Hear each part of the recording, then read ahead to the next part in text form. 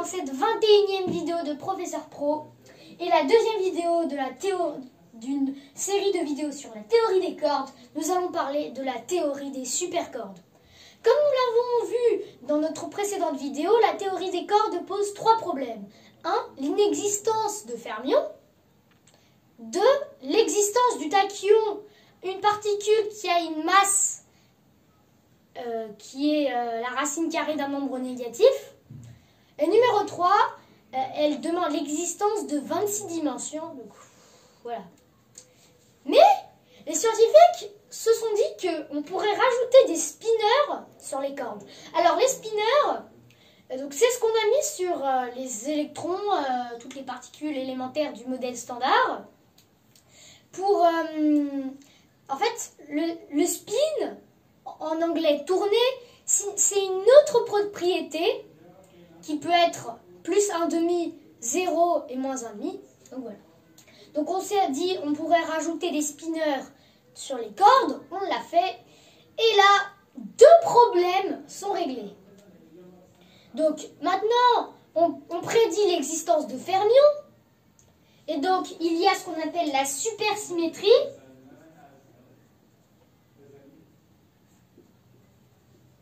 Ce qui dit qu'il y a autant de fermions que de bosons.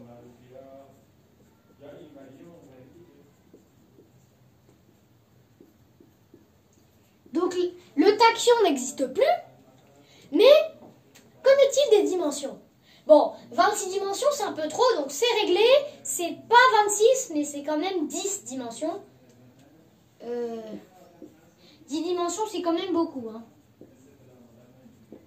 C'est-à-dire 9 branes. Donc une brane, c'est une dimension d'espace. Donc maintenant on a 3 branes maintenant.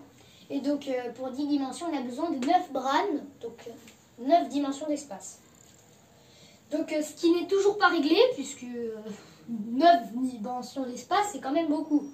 Où sont les 6 dimensions restantes?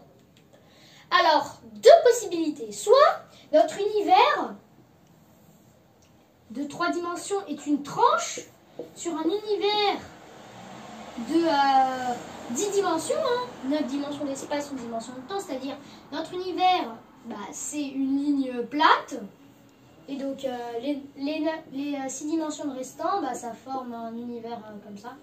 Voilà. Donc c'est la première possibilité. La deuxième possibilité, c'est que ces dimensions sont toutes petites. Donc pour comprendre, vous avez devant vous une paille, okay, avec une fourmi posée dessus. La fourmi peut se déplacer de haut en bas et de gauche à droite. Mais si vous vous éloignez, vous avez l'impression que la paille n'est pas en 2 dimensions. Enfin, c'est-à-dire, la fourmi ne peut pas se déplacer en 2 dimensions, mais seulement en haut-bas, pardon. Donc voilà, donc on pourrait se dire c'est la même chose pour notre univers. Il y a les 3 dimensions, mais quand on zoome encore plus, on pourrait voir d'autres dimensions recroquevillées sur eux-mêmes. Voilà. Mais les dimensions recroquevillées sur eux-mêmes, on peut les recroqueviller de certaines façons. Donc pour chaque univers, les 6 dimensions peuvent être, recroquevillées d'une certaine façon pour donner de nouvelles particules.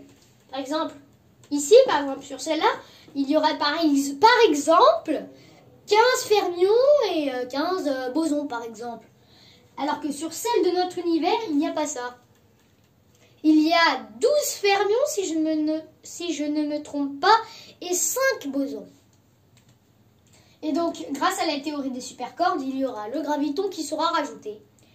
Donc, mais une théorie peut être présente pour le problème des univers qui ont plusieurs dimensions recroquevillées. C'est que peut-être, au moment du Big Bang, le recroquevillement des 6 dimensions s'est changé, quoi. Ils se sont recroquevillés d'une certaine façon, puis ils ont changé jusqu'à maintenant. C'est une théorie. Donc voilà, pour conclusion, la théorie des cordes est une théorie plutôt théorique pour l'instant. Et parce que les cordes doivent être ultra petites. Elles sont ouvertes ou fermées. Elles peuvent vibrer. Mais il pose 3 problèmes. L'inexistence de fermions, l'existence du tachyon et l'existence de 26 dimensions. Grâce à la théorie des supercordes, 2 problèmes sont réglés. Mais la supersymétrie nous donne l'existence de beaucoup plus de fermions et de beaucoup plus de bosons, ce qui pour l'instant n'est pas détectable.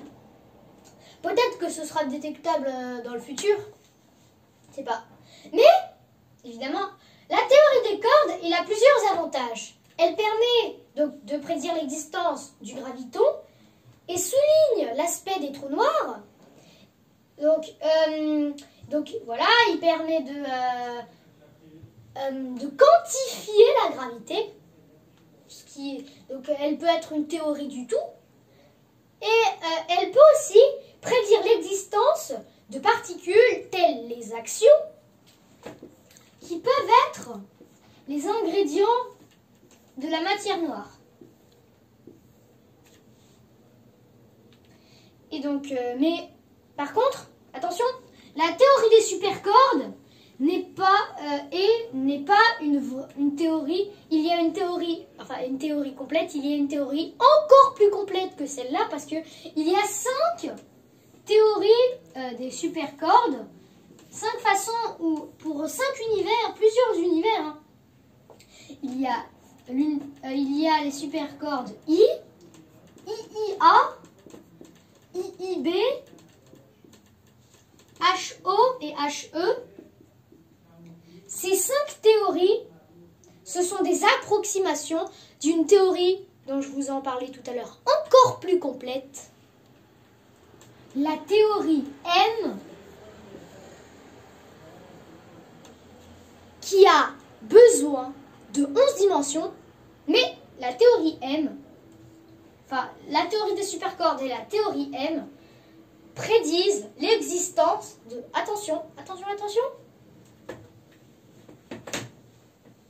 10 puissance 500 univers qui peuvent être parallèles ou non. Donc à 1 avec 500 zéros.